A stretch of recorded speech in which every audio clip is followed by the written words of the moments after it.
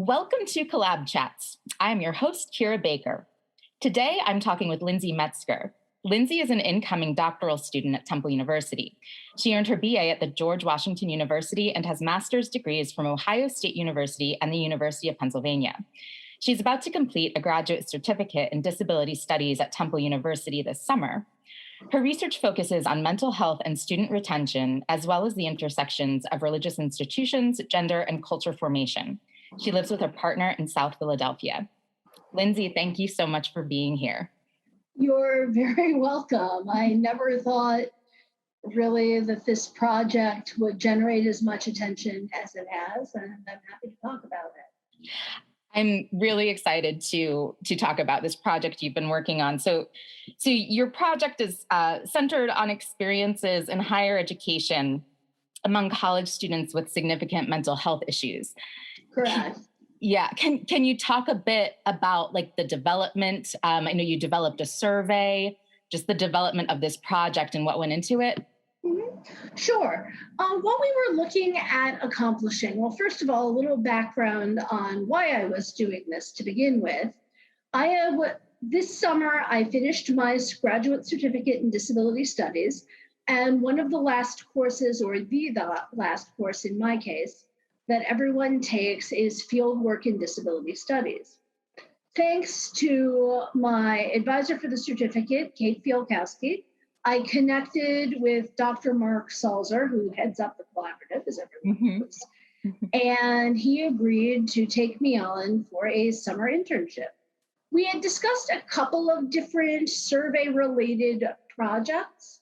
The one we settled on was, rather than speaking with disability resource centers at college campuses, which might have been a little tricky to reach between COVID-19 and just being off season for colleges being the summer, we decided we were going to come up with a brief survey geared towards students with significant mental health issues, which for our purposes were psychosis, mania, and major depression, to talk about their experiences on college campuses, both at Temple and elsewhere. We wanted this to go beyond Philadelphia, and really just get an idea of what these students who presumably had had challenging experiences navigating college as they were trying to sort through mental health difficulties.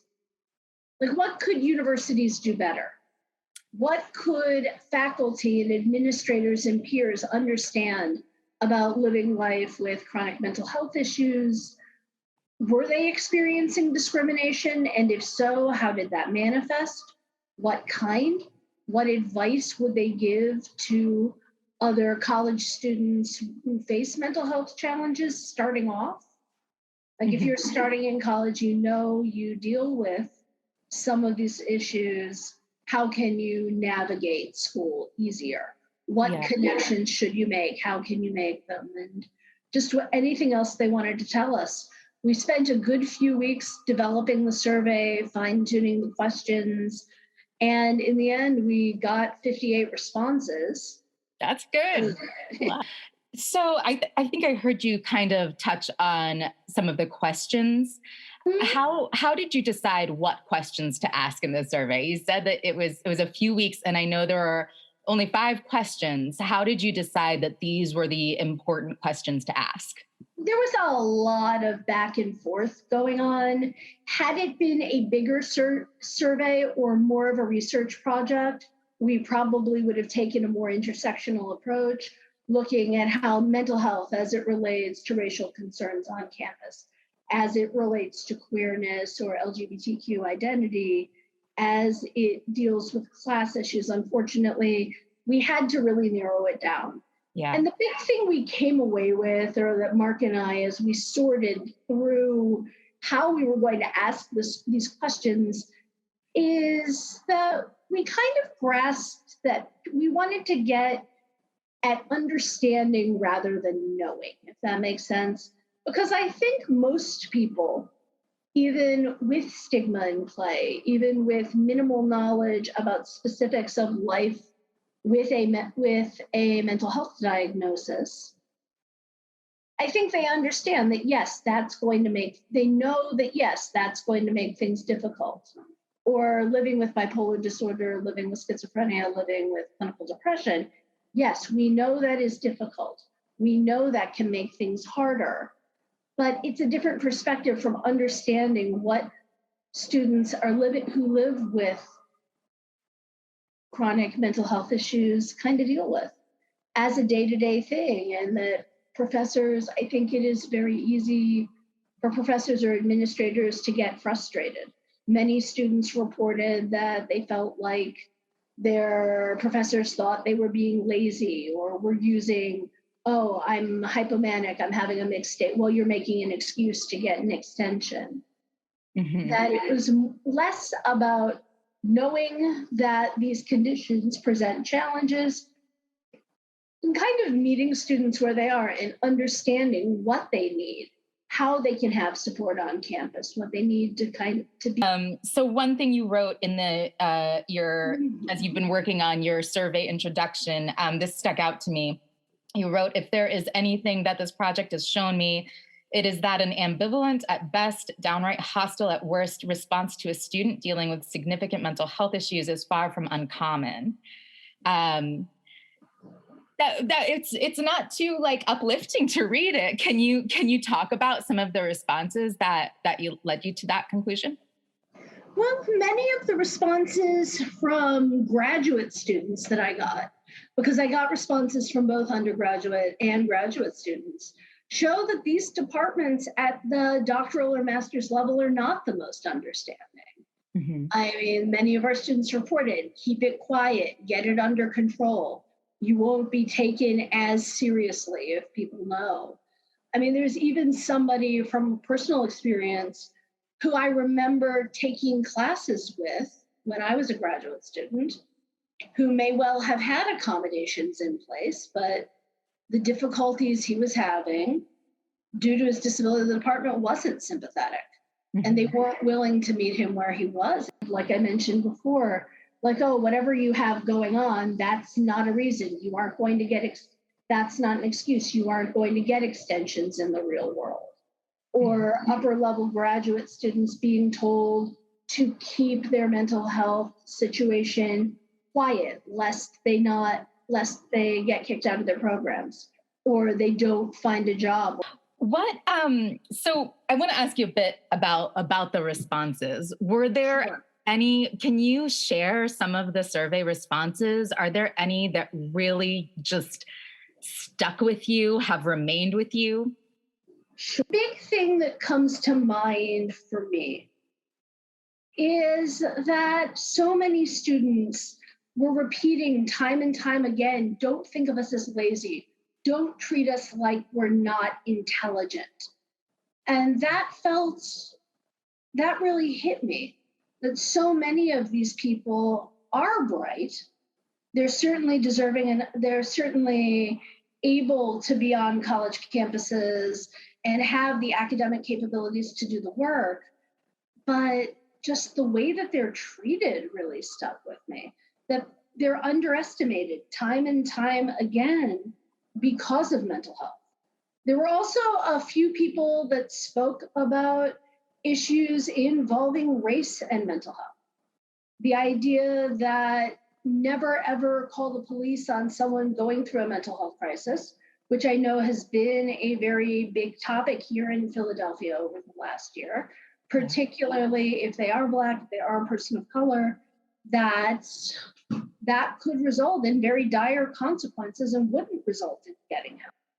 And a lot of, they're also, again, repeating, we're not doing this for attention. We are not crazy. And that students need to confront their own internalized stigmas. This really stood out to me as well. Empathy, not judgment, is appreciated. Don't say stupid and inconsiderate, belittling things as well. Like, don't be so sad, just be happy. Why are you so negative? Or I heard you were feeling a little sad, someone with severe depression. So the sort of experiences of kind of microaggressions, belittling, and, and some overt discrimination. Yeah, this population of students is exceptionally underrepresented. What do I do with my social life? How do I find a job? How kind of my boyfriend or girlfriend from high school broke up with me, that kind of thing. Like all very normal sort of things for college students. Yeah, regular life stuff, making kind of and I'm not trying to downplay any of those things as being difficult, but you're not hearing from these students. And it's one of those things in disability studies that really sticks to me, that you see a lot of advocacy in some, self-advocacy in particular, in some neurodiverse communities. The autism community is what comes to mind here, where folks are able to say, no, this isn't working. This is what I need. This is what I want. Here's how you can best relate to me, communicate with me, and work with me. And we make the rules and we tell you what we need. You don't see that among people with lived mental health experience, because there's so much cultural capital, I feel, that people are afraid to give up. That's in your position in school, a career, a relationship. There are things that you would stand to lose by going public. Yeah. And I felt that by making the survey totally anonymous, gave people the freedom to say more and be more open than they would if I was collecting demographic information. And I feel like a lot of times these students, they're pushed off campus, they're pushed into medical leaves. Yeah. So what were some of the takeaways in terms of what could the university do, what could administrators do or faculty do to create a more welcoming university environment? I feel like the biggest thing they could do, any university infrastructure, would be to start listening to what these students have to say. And to understand that neurodiversity on campus is not going away, is going to be something that more and more people are having to deal with openly. Meet these students where they are, and on one hand, to be able to provide them with the support and the accommodation and the understanding that they need, to be able to talk with them about resources, or even something that I'm potentially writing about for a university budgets class this coming fall, the idea of using university funding that goes into mental health support to establish the equivalent of what's known in the corporate sector as an employee assistance program or an EAP that could, rather than trying to take on providing mental health care for everything from serious mental illness to I'm homesick, and trying to be a one-stop shop where wait lists are going on, people are in crisis, not getting the care they need, serious mental health issues kind of fall by the wayside, that there's an easier way to connect students to help within the community. That kind of thing, I think, would make a huge difference. I was reading through some of the survey responses, and some said, about getting out and connecting with other students, doing things like engaging on campus, that exactly. Living college life like every college student wants to do, is, I think, definitely an area that deserves attention as well, right? Agreed. Find your people, for lack of a better way of putting it. Like at a campus like Temple, which is very big, very diverse, in a major city, I imagine being able to better navigate activities on campus and off, and finding people who you click with, who understand you and accept you. Yeah. And sometimes that can take time if you're neurodiverse, or figuring or knowing more about what kind of groups are on campus for things that any given student might enjoy, whether it's creative and performing arts or sports clubs, or if the Greek system is for them, great, go through. But yes, there are ways to get involved, ways to be connected. I would certainly hope that universities were putting resources during this time where everything was shut down into keeping students connected. I know the collaborative had some paperwork on that, how to stay engaged when you're studying remote. Because I feel like that took a toll on a lot of people's mental health, neurotypical or neurodiverse. Where do you see this going? What's next? And then what's next? It should be released in September, which is really big. This is technically my first publication, if this counts as a publication, which is exciting. I don't know. I mean, I think my big hope for it is that it gets people talking and thinking. When you have people who are talking about, I was kicked off campus because I was struggling with depression or bipolar disorder, schizophrenia, or what have you. And these are conversations we need to be having. My goal with this would be to get those conversations started and really have them openly rather than kind of whispered or in private away, like confronting the issues more openly. And the idea that mental health on campus can be something that we can all kind of work toward together. I mean, not so much in the sense that I'm going for a cure narrative, because it overly simplifies it. And yes, it's nice to hear, oh, I struggled and now everything's okay. But change the narrative. I had my struggles and now I have to manage them, but I'm still able to go to school. I'm still able to have a social life. I'm still able to have a romantic life if I want one. That kind of thing. All of the domains. Still there. Yeah. Every community participation domain is there. Exactly. That you can still be engaged, you can still be involved, and you don't have to change who you are. Or the fact that having lived experience with mental health is a part of your narrative, but it's not the whole story. Can I ask you what your most ideal welcoming university environment would look like? Wow, that is a big question. I feel like,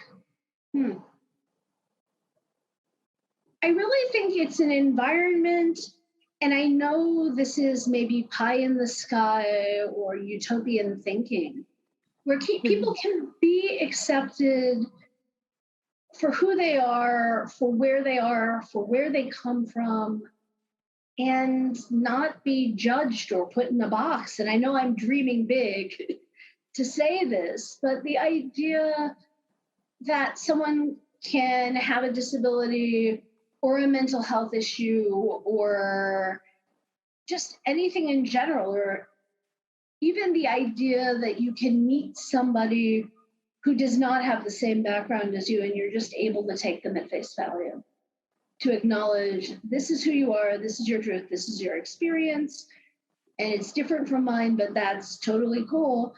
And we can find points of commonality or learn from each other. Yeah. I mean, I feel like colleges pay a lot of lip service to that, and maybe I'm dreaming, but finding ways to bring people together, to set judgments and stereotypes and stigmas aside.